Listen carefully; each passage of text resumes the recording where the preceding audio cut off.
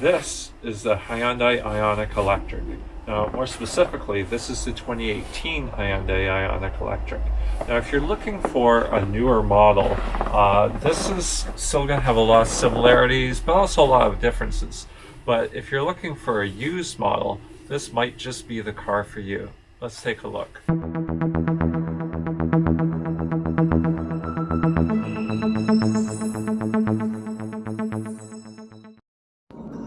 So you're in the market for a used car, and you're thinking, well, you know what?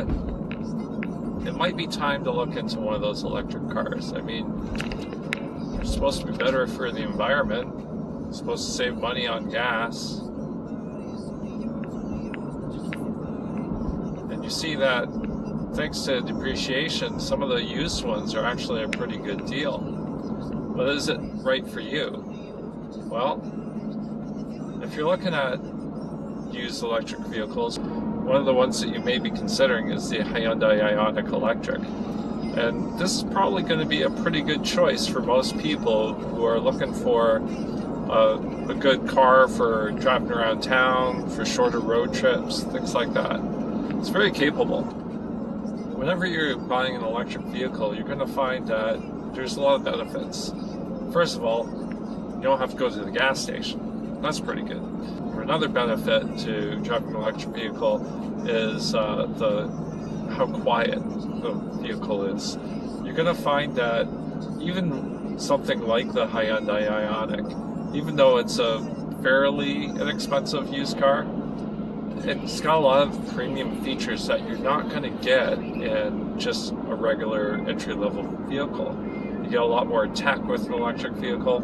You get a really quiet interior because you don't have the engine noise, and a very smooth ride because you don't have the vibration of the motor running all the time. So it feels very smooth, quiet, very luxurious, and that's something you're probably not going to get for a car that's only a couple years old and you're able to pick up for $25,000 or less. In addition to that, with the electric powertrain, you get lots of pep.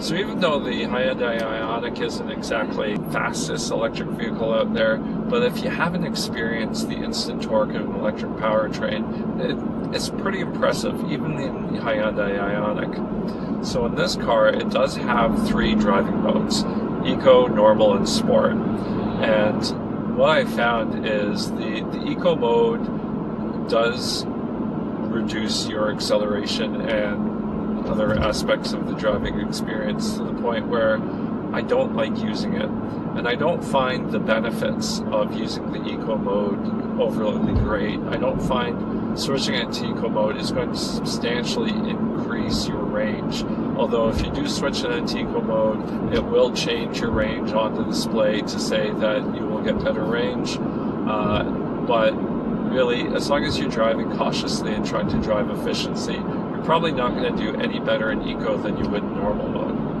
Now, if you do switch it into Sport mode by just tapping on the mode button here to switch it to Sport, you will find a pretty good change in the responsiveness of the vehicle.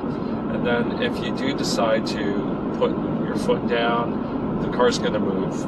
So if we just slow down a little bit in the car, and then I'm just going to hit the accelerator, and you just go. It's not the most efficient way to go, but it is fun. A couple other nice things about the Hyundai is it's got these regenerative braking paddles, so you can actually tap on the left one to increase your regenerative braking level, and you tap on the right one to reduce your regenerative braking level.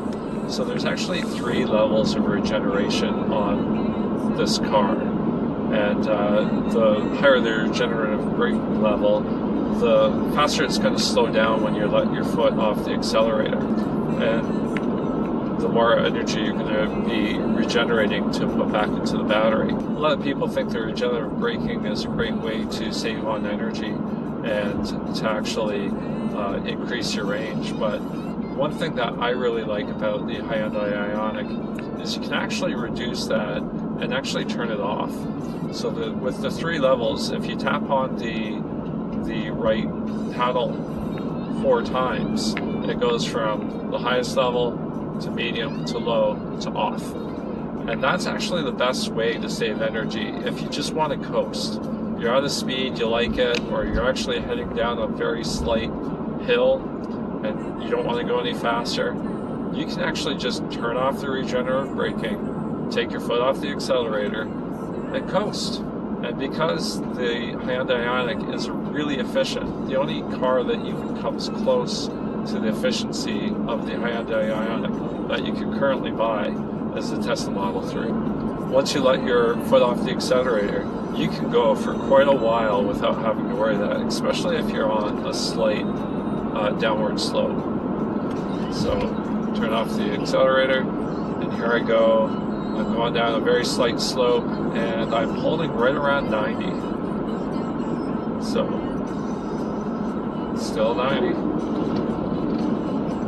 Alright, so now that it's leveled off a bit, I've actually dropped down to about 85. So I'm going to put my foot back on the accelerator and get back up to speed. Now in this particular trim level, we bought the bottom trim. It's still fairly well appointed. You have your infotainment system, backup camera, you have cruise control, blind spot detection warning. You even get the Hyundai navigation system on the base model. It's included, which is really nice. We also have heated steering wheel, heated front seats, and heated rear seats. And the nice thing about that is the passengers in the back seat actually get to control the heated seats on their own. It's not something I have to set for them. So if I have one kid back there who wants their seat a little bit warmer than the other, there's 2 different heating levels in the back seats. They're in the front, and they can just set that on their own. If we had bought the upper trim level, we would have gotten a sunroof, adaptive cruise control, and a few other niceties, included leather seats that were not only heated but ventilated. And don't tell my wife, but I actually kind of wish we went for that one. I talked her out of it because when we bought the Hyundai Ioniq Electric, I was thinking, it's only got 200 kilometers range. Is that something we're really going to be spending a lot of time in? And the answer at the time I thought was no, but actually, it's actually yes. We spend a lot of time in this car, and it's our preferred vehicle for mid-range road trips, because with a 200 kilometer range, we can drive to Toronto, stop somewhere, charge up, and head back. And even with a 25-30 minute charge time, which, you know, we just set for lunch or dinner or whenever it's convenient for us, it's not that big of a deal, and it's great to not have to worry about burning all that gas. With our old vehicle, it probably cost us $30, maybe $40 in gas for a road trip to Toronto. Now it costs about $5 to charge up this vehicle, and there's lots of actually free charging stations in Toronto, so we can actually do a round trip to Toronto and back for the $5. For most people, for most of the time, having a little bit of shorter range is not a problem whatsoever. In fact, most people aren't going to drive even close to 200 kilometers a day. I drive about 100 kilometers round trip, and the Hyundai Ioniq, even in the times when you'd expect the range really to suffer, so cold, snowy days, when it's really slushy, it's not a problem. If it's January, about -6 out, here I am on the way home, and I've got tons of range. I have 80 kilometers left, and I'm going to be home in about 20, so it's not a problem. If you are on a longer trip and you need to stop and charge up, this car will actually charge at a good rate. I'm not going to say great. At the time, 3 years ago when it came out, it was pretty standard. They actually say that the charging rate for this car is 50 kilowatts. But I found actually if you go to one of the higher power charging stations, the 250 or 350 kilowatt stations, it will actually reach 63 kilowatt charging speeds, which is not bad. And if you do stop at a 50 kilowatt charging station, which they're pretty abundant, there aren't too many of the high power ones around just yet, you're not going to get nearly that speed. You're probably going to top off at maybe 44 kilowatt. So being able to get 63 kilowatt charging speeds is pretty good. And the Hyundai Ioniq will actually maintain that charging speed for a surprising amount of time. Most electric vehicles, the more you charge them, as the battery charges up, they reduce the charging speed to make sure that the battery isn't damaged. The Hyundai Ioniq is able to hold that charging speed right up to about 75% state of charge before it significantly drops. So you're going to stay over that 50 up to about 75%, and then it will start dropping.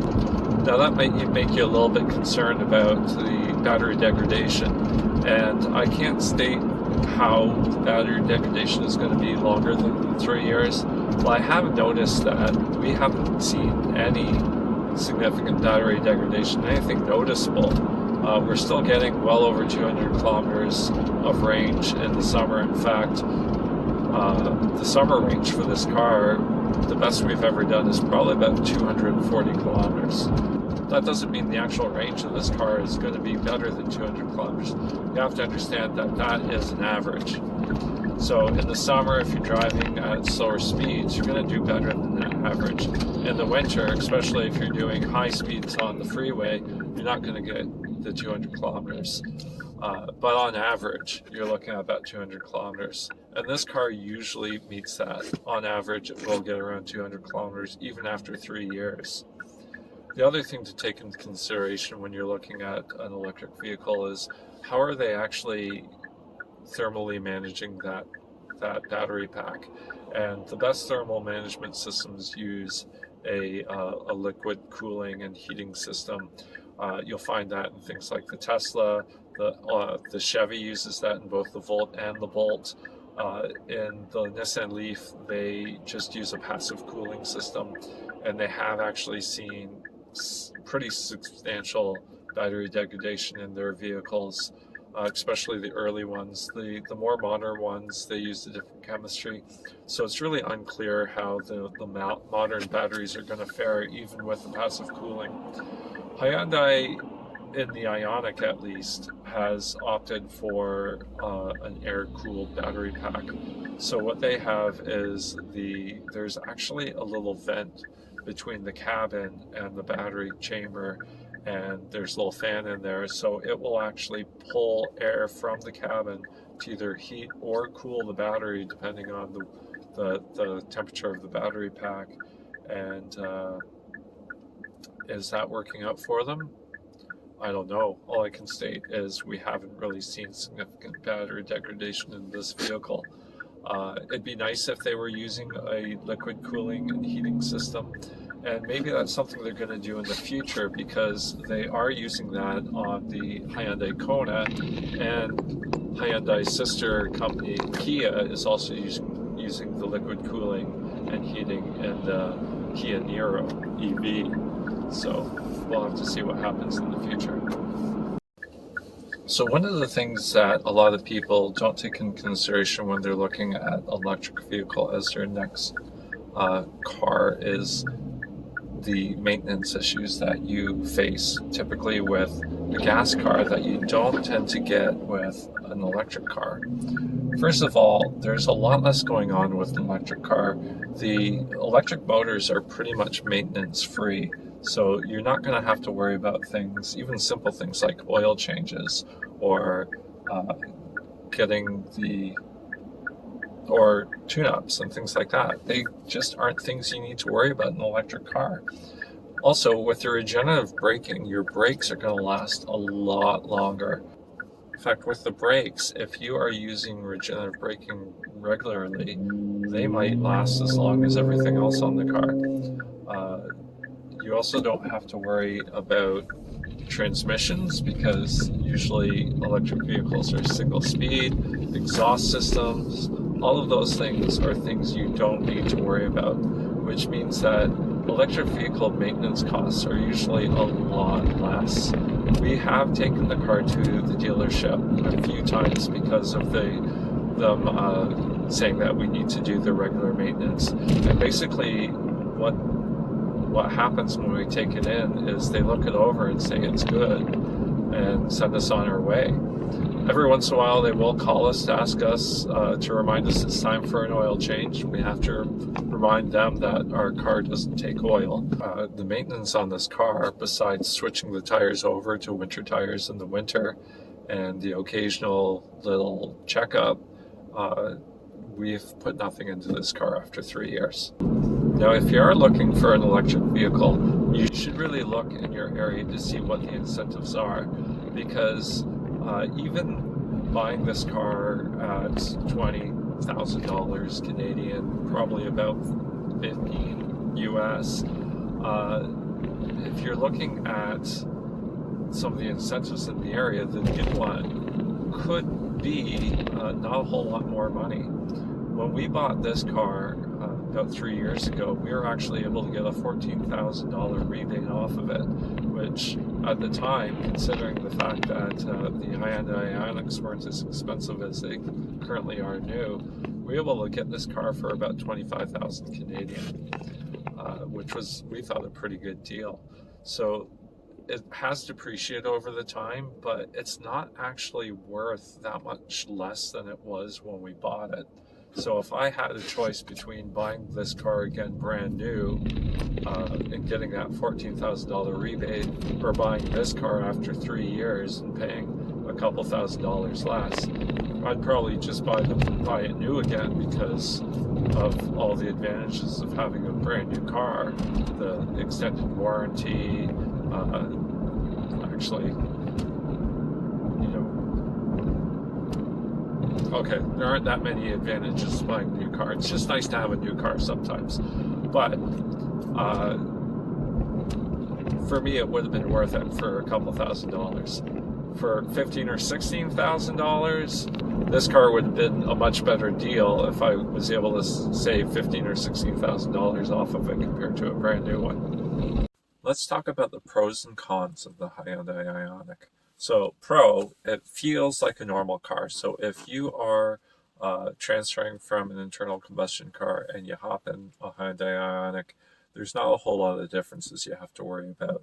You do have the regenerative braking, but you get used to that pretty quickly. And it turns out to be a really nice little feature. And you really get used to just being able to take your foot off the accelerator and just slow down. And the adjustable paddle shifters is another real nice feature of that. Another pro of buying a Hyundai Ioniq, or really any other EV over internal combustion engine vehicle, is you get all the tech, which is really nice to get a lot of those extra features that you probably wouldn't get on a car in the same price range. The Ioniq also has a pretty good sized trunk. It's got lots of legroom for your passengers in the back. It's all in all a really good car. If we are going to talk about the cons, it does only have a 200 kilometer range, which works out to about 120 miles, which for daily driving is plenty. But for those longer trips, it is going to be a bit of a problem. And you're probably not going to be taking this car cross country, where you could car with a higher range. So that's something you do have to consider. It charges up fairly quickly, with topping up a little over the 60 kilowatt charging speeds, but it is not super fast. It's definitely not Tesla supercharger speeds. Another plus for this car is it is very, very efficient. So you are going to make the most of the energy you put into it. So this car is going to be one of the most cost-effective cars that you can buy. So that is definitely a plus. All in all, I think if you are looking at a used car and you're interested in the Hyundai Ioniq, this is a solid choice. We've been very, very happy with this car. And the only thing that I would possibly consider changing it for is something with a little bit more range, so that we could get rid of our plug-in hybrid, the Chevy Volt. Other than that, if you do have two cars, one that you can take on longer road trips, and this is going to be your daily driver, maybe take it to, next city over, shorter road trips. This is a great car. You're going to save a lot of money on powering the car. So if you are searching for an internal combustion engine car, uh, usually you're spending 100 or a couple $100 a month on gas, where with something like this, you are going to be paying, maybe a quarter of that to charge this car if you're charging at home. If you do have to charge at a fast charger, it is going to cost you more. So it is really important that you take that in consideration when you're looking at one of these cars. You do need to be charging from home. However, since it is so energy efficient, even with the 120 volt charger that comes with the car, you're probably going to be able to recover most of the energy you need to drive this car on a daily basis. So as long as you have access to a plug outside of your car, it's probably all most people are going to need to charge this car. Now, if you are looking for something a little bit newer, there is the current Hyundai Ioniq, which has a larger battery, so it has better range, about 275 kilometers. It does cost a fair bit more than this one did when we bought it. So you should take a look at that and see if that's something that interests you. If you are looking for a new car and maybe that one doesn't quite have the range, you can check out the Aptera, which is a two-seater, even more, way more efficient than even the Hyundai Ioniq or the Tesla Model 3. So that's a compelling choice. I'm going to put my Aptera referral code in the comments below. So hopefully if you decide to go with one of the Apteras, you can use my referral code. So thank you, and I hope you enjoyed the video today.